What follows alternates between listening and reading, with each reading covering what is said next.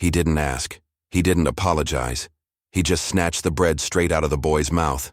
Bread the child had waited 6 hours in the market heat to earn, now lying in the gutter beside his torn slippers. People walked past without glancing. The man dusted his palms like he'd touched something filthy, adjusted his designer sunglasses, and marched into his car where the engine purred like it knew its owner had never known hunger. The child bent down slowly, the tips of his fingers trembling as they reached for what remained of his only meal. The bread had collected dust, mud, and spit. Still, he picked it up with the reverence of someone rescuing a sacred object. His ribs moved visibly under his skin as he sat by the roadside, legs folded, eyes dull. He didn't cry.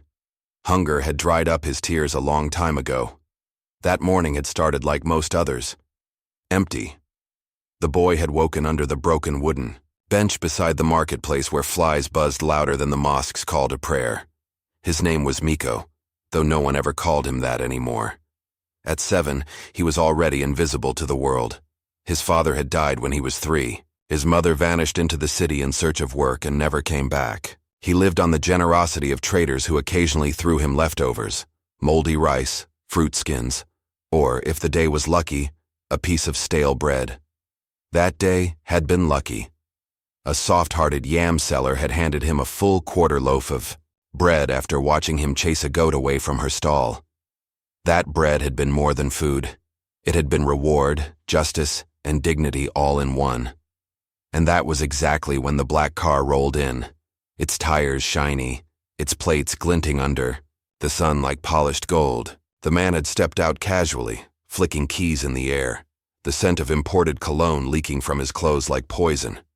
He was the son of one of the biggest real estate barons in the city, the kind of man who inherited fortune instead of earning it, who walked with the weight of pride and the absence of struggle. His shoes alone could feed 50 children for a month. But still, when he saw Miko taking the first bite of that bread, something in him snapped, not out of hunger, but amusement. He didn't need the bread. He didn't even want it. He just couldn't stand the idea that a dirty street child looked satisfied.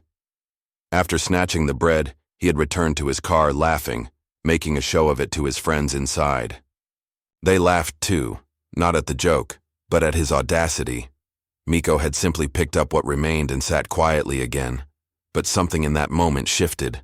A roadside fruit seller watched with narrowed eyes. A crippled old man beneath a cardboard shelter shook his head slowly. The yam woman clenched her fists under her wrapper. Nobody said anything aloud, but the silence was filled with a promise. It wasn't the first time that man had mocked the poor, but something about this time felt different. Later that evening, the man whose name was Junior, though everyone called him the Prince, threw a rooftop party at his father's hotel. Champagne spilled like water, meat roasted on silver trays, and music blasted into the night sky like there was nothing wrong in the world. As he posed for pictures and laughed under the moonlight, a tiny boy slept on concrete not far away, his hands clutching the last crust of that dirty bread like a treasure. That night, Miko dreamed of bread raining from the sky, hot, soft, buttered, falling into his lap endlessly. But when he woke, all he had was the sound of generators, the smell of exhaust, and the hard pulse of hunger. Word of what happened began to spread, not through social media or newspapers, but through mouths, quiet, angry, and deliberate. Market women told it to customers. Boda riders repeated it to passengers. The crippled man told it to every child who passed.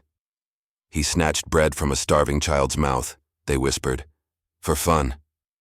They said it like a warning, like prophecy, and slowly people began to remember every cruel thing that spoiled man had done. How he once made an old man kneel for brushing his car mirror, how he poured water on beggars outside his house, how he blocked emergency ambulances just to film street videos. Until now, nobody had cared. But now there was a face to the injustice, a small, dusty face with wide eyes and a crushed piece of bread. In the following days, something began to move, not in the city's corridors of power, but in its gutters, markets, and shelters. The poor don't always speak in unison, but when they do, even palaces shake. Miko didn't know his name was being spoken across the market like the wind carried it from one shop to another, from one broken stall to the next. All he knew was that the bread had made his stomach twist for hours, not from satisfaction, but from the dirt it carried and the humiliation buried in each bite. He had eaten it anyway. Hunger is stronger than pride when your ribs count days, better than calendars. That morning he woke up earlier than usual, not because he was hopeful, but because the pavement beneath him had started to burn from the sun even before the sky turned fully blue. He stood up, dusted himself off, and walked through the market as if nothing had happened, just like every other time someone had ignored, insulted, or pushed him aside. Survival was routine, dignity optional. But something odd began to happen. First, the yam woman who had once only nodded at him now handed him a small bowl of porridge without a word.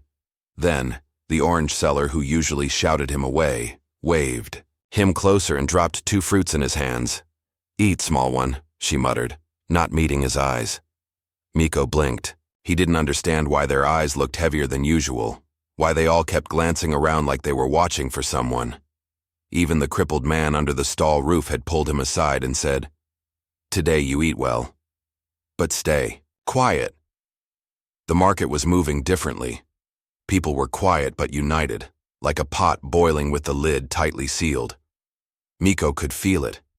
He didn't know what it meant, but the shift was there. In the silence, the sympathy, the way people looked at him like he mattered. And that was new. Meanwhile, at the other end of town, Junior the Prince prepared for his next party. He wasn't worried about rumors. He didn't even know there were any. He lived in a bubble built from money, shielded by privilege, surrounded by people who feared him more than they respected him. His father's empire had made him untouchable.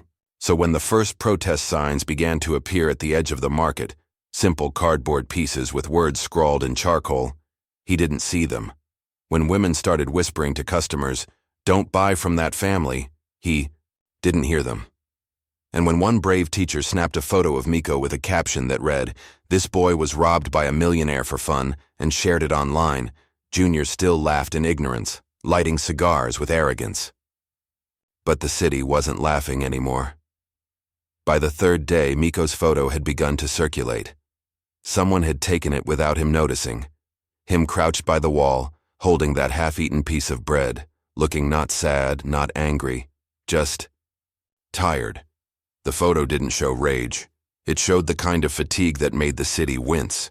It was the kind of image that went viral not because of color or fame, but because it exposed something people knew too well: cruelty without cause. And then came the pressure. First, Junior's father got a call from the city council. "Do something," they told him, "before this becomes a problem." Then came the boycotts. Market women refused to stock his chain's products. Mechanics stopped servicing his fleet of luxury cars. His family's hotel had empty tables during lunchtime for the first time in years. It wasn't a protest with banners and fire. It was worse. It was silence, withdrawal, a quiet storm. The poor had no voice in politics, but they had legs that walked past his stores, mouths that whispered truth, and hands that stopped buying. Back in the market, Miko still didn't understand why he was now offered food daily, or why strangers patted his head gently, or why some even knelt to speak to him. He thought maybe the gods had heard his hunger. Maybe kindness was just a season like rain. But it was more than kindness. It was awakening. His pain had become the people's mirror, and they didn't like what they saw. Then, without warning, a man in a clean shirt approached Miko where he sat under his regular bench. He looked official but not proud. He introduced himself as a journalist and asked Miko to come with him. Miko hesitated. The man didn't touch him, just waited patiently. After a while, Miko stood. They walked together, leaving behind the market buzz, and entered a small community office with old fans and plastic chairs. There, waiting, were 3 people: a lawyer, a social worker, and a woman with a recording device. And that was the FI. First time anyone had ever asked Miko to tell his story. They listened, not like the police, not like pitying strangers, but like people hungry for truth. They didn't interrupt. They didn't finish his sentences. They just let him speak. From the moment he picked bread off the floor to the minute his picture showed up online, Miko's voice filled that hot little room with more power than he had ever imagined he could hold. When he was done, the journalist nodded, turned off the recorder, and said, "It's time the world met you."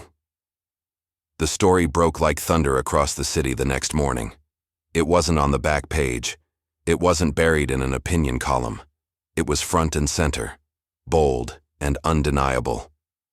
The bread snatcher, how a millionaire humiliated a starving child in broad daylight. Below the headline was Miko's photo, the same one of him crouched on the sidewalk, half-eaten bread in hand, eyes hollow. The article recounted every detail he'd shared in that hot room, pieced together with testimonies from market, sellers, eyewitnesses, and even that crippled man who had once begged beside him. It was a symphony of truth, each voice adding weight to a moment most would have ignored. By midday, the article had spread far beyond the local community. National blogs picked it up. Television anchors debated it. Human rights organizations shared it with captions like, "This is the cost of unchecked wealth." Comment sections exploded with rage, empathy, and shame. Some wanted Junior arrested. Others wanted his father stripped of all influence. But most of all, people wanted Miko to be seen, not as a victim, but as a mirror to the country's ignored children. Inside the mansion walls of Junior's life, things began to crack. At first, he didn't care. He scoffed when his assistant read him the headline. He called it nonsense, a poor people's tantrum. But when he walked into his favorite bar and the waiter avoided his eyes, when the chef who once idolized him refused to serve him without pay up front, when his name trended online not with praise, but disgust, reality finally tugged at his collar. His father was livid, not because of the article itself, but because their stock dropped 8% overnight. Partners pulled out. A scheduled mall opening was suddenly postponed due to unforeseen circumstances. The hotel was half empty, with protest flyers stuffed into every mailbox. The prince, once shielded by his surname, had become a walking scandal. And all of it, every boycott, every article, every angry conversation, had begun with a child holding bread. Back in the market, Miko was taken in by a child welfare group. They didn't just give him food. They gave him a bath, clean clothes, and a bed with a mattress that didn't touch the floor. He had never slept on something that soft. At first, he didn't trust it. He stayed stiff, eyes open, waiting for someone to come drag him back into the streets. But no one came. Instead, the next morning, a teacher sat with him and taught him how to write his name again. Miko. 5 letters.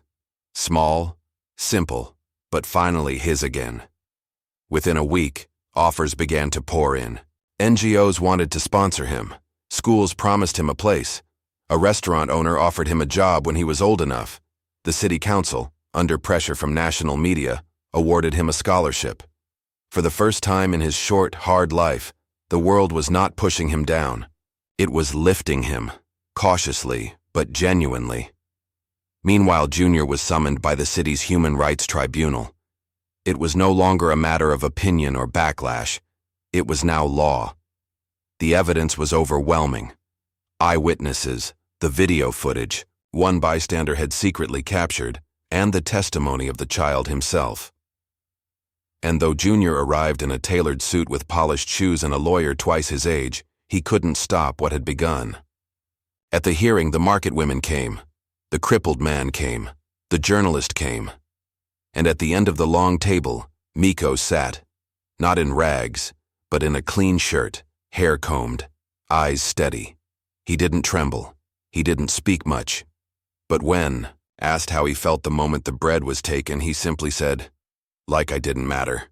Like I was less than a dog." The room fell silent.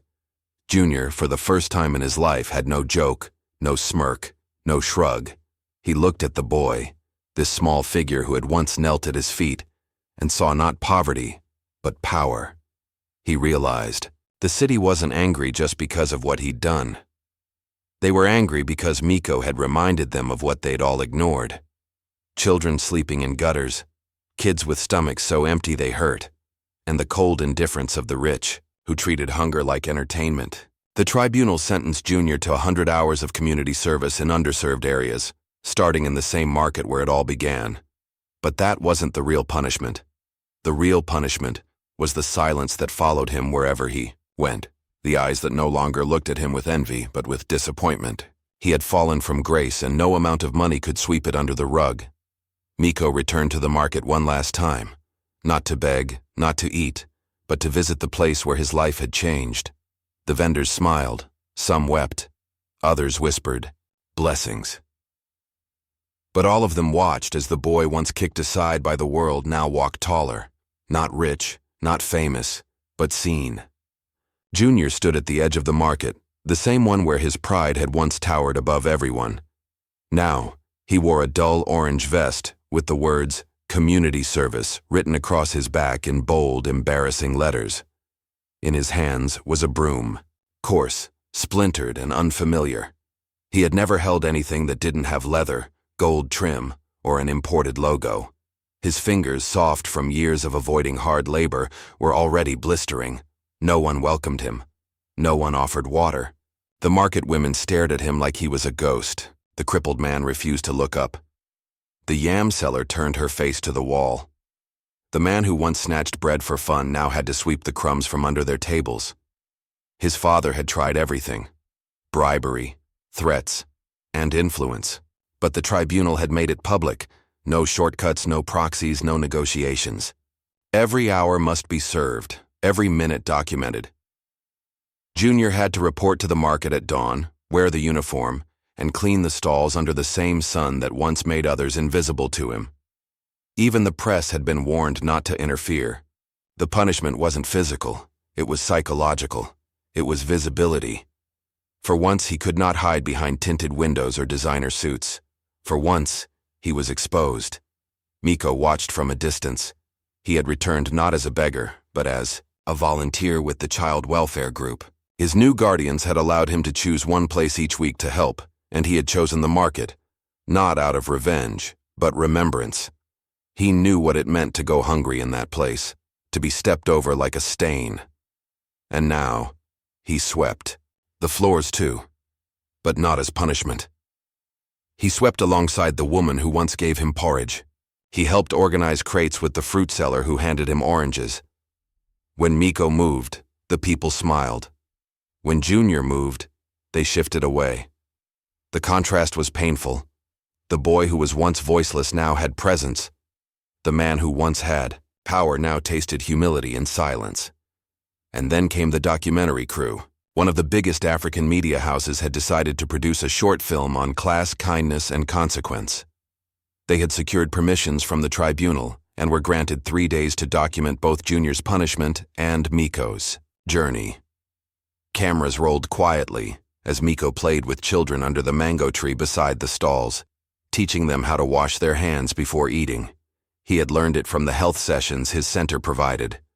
The boy who once licked bread off the street now taught hygiene. In contrast, the cameras also caught Junior wiping sweat from his forehead, dragging a sack of rotting vegetables from one corner to the dump, nearly gagging.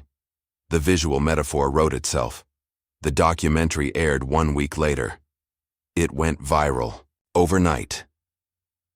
Titled The Bread Line, it opened with a freeze frame of that now famous moment, Miko reaching for dirty bread in the gutter. It followed his life from the street to the welfare center to the market, juxtaposed with Junior's fall from glitter to grime. It didn't shout or preach. It just showed. The footage, raw and real, cut through the noise like a blade. People wept. Students debated it. Radio stations replayed clips. Even politicians referenced it. For once, the city paused. Not because a new building was opening or a celebrity had landed, but because a child's story had pierced the nation's conscience. Soon, Miko was invited to speak at a youth empowerment conference. Not because he had written a book, not because he had climbed Everest, but because he had survived something most people ignored, and he had survived it without bitterness. He stood on a wooden stage with lights too bright and applause too loud. But he didn't freeze. He told the truth the same way he had in that room with the journalist. Slow, quiet, honest. He spoke of hunger, of street life, of the day someone stole bread from him. Not just the food, but the respect that came with it. And when he ended, he didn't ask for pity. He didn't ask for help. He said only this: the bread he took was never just bread. It was a line between cruelty and compassion, and now I know which side I'm on. The hall stood still before, bursting into applause. Not everyone understood the depth of those words, but those who did felt changed. Back at the market, Junior continued sweeping, but even that would soon end.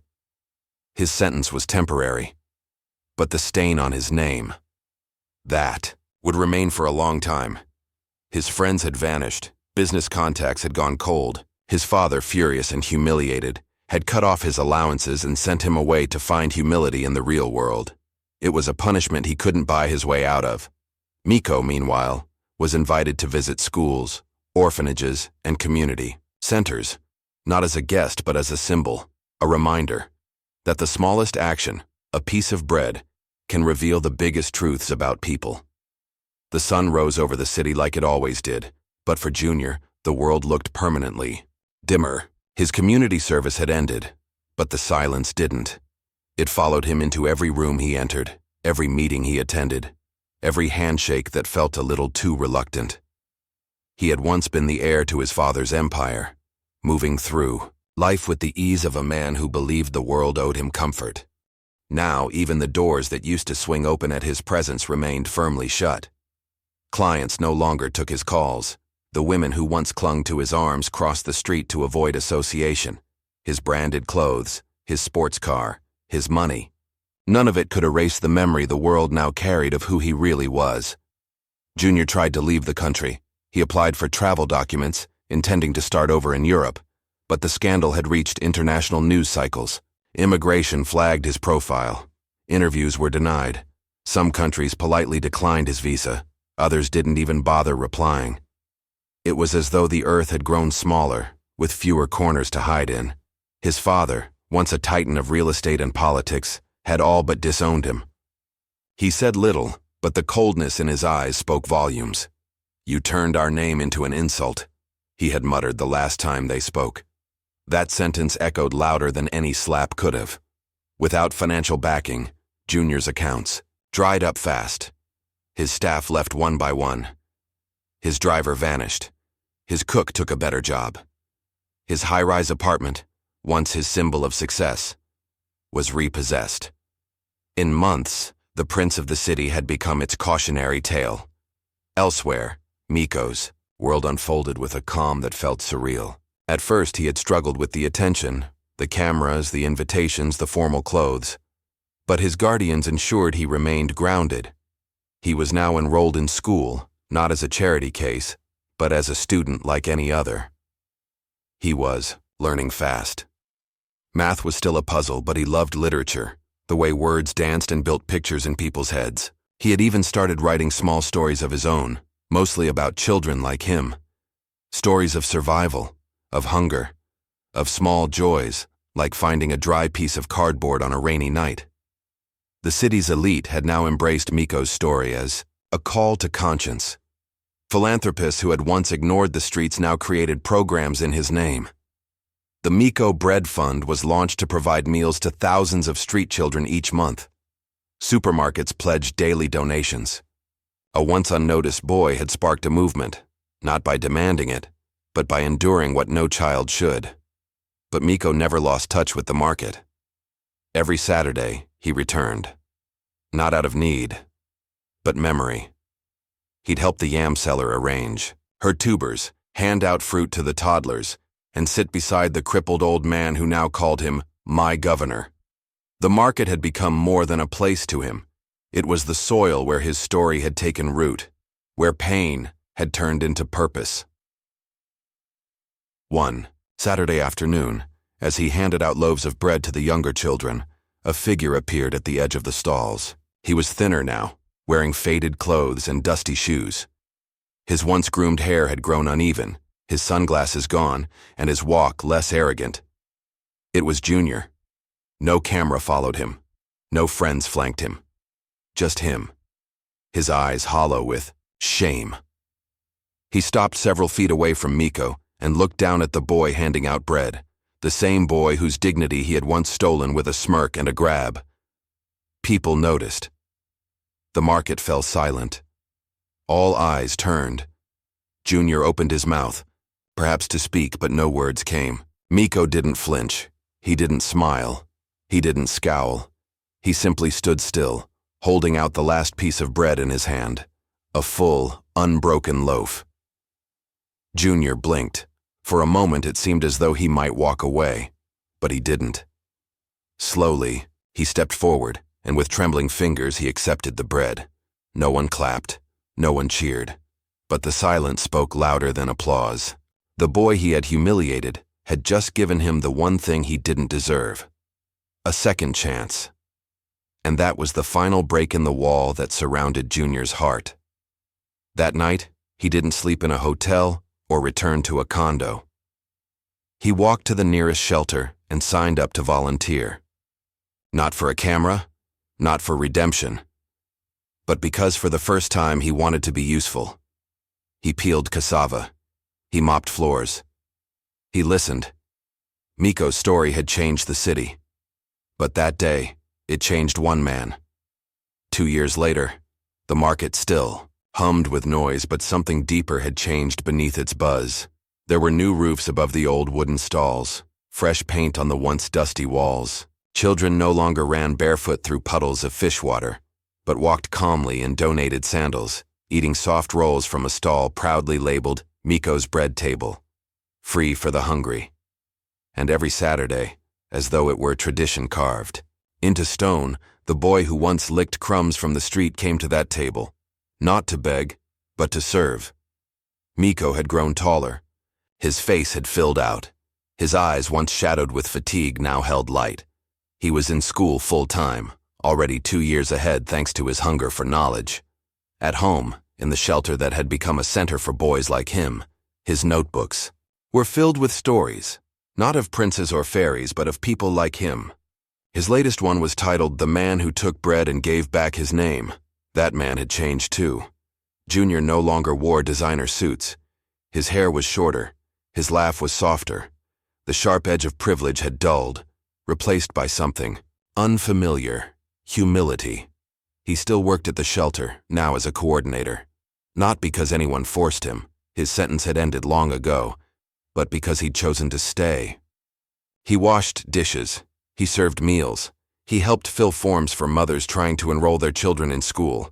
When someone whispered his old nickname, the Prince, he simply smiled and kept moving. He had buried that version of himself, in silence, choosing instead to build something new from the ruins. Junior had also reconciled with his father, but not by crawling back. He had written a letter, long, honest, and unpolished, explaining why he had failed, how he had changed, and what he now believed in. His father never replied, but months later, a quiet donation appeared at the shelter. 10 beds, a truckload of food, and an envelope labeled, "For your center." There was no signature, just a simple note. Make sure the children never know hunger again. In the city, the story still echoed. Schools studied the documentary. University students held debates. Artists painted murals of a boy with bread in his hand, standing tall in a storm.